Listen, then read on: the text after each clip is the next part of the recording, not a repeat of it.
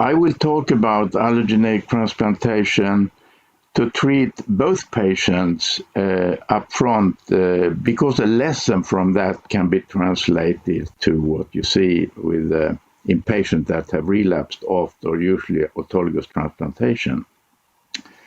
And there are a few studies now showing that in high-risk patients, upfront transplantation is better than autologous transplantation, and that you can overcome the high-risk features that you see with autologous transplantation if you used a combination of autologous and allogeneic transplantation.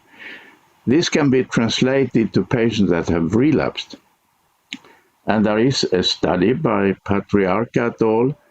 Who show that long-term survival in patients that have relapsed after autologous transplantation is superior with the combination of autologous and allogeneic transplantation. So long-term survival in these very high-risk patients that have relapsed, you can have a 10-year overall survival of about 20%. So that is usually not obtained with autologous transplantation. We have also, and some other groups have tested new conditioning and consolidation approaches, and that is to include the new drugs, and particularly Bortezomib, that also has a preventive action on graft-versus-host disease.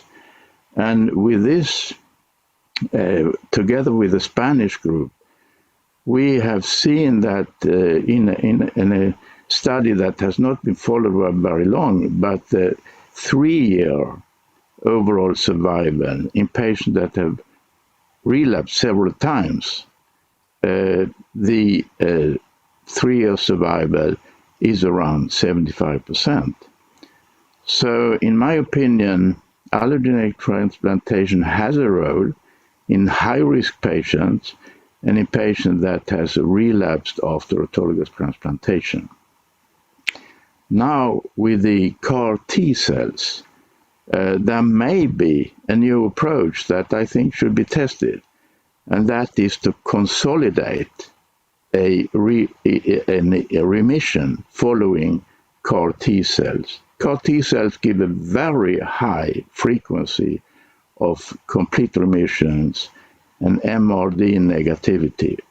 But after a year in myeloma, most patients relapse. And perhaps these very nice and very high complete remission rates could be consolidated by an allogeneic transplantation, but that has to be tested. It has not been done yet. Also, allogeneic CAR T cells are now being used. So this again proves the graft versus myeloma effect of allogeneic transplantation.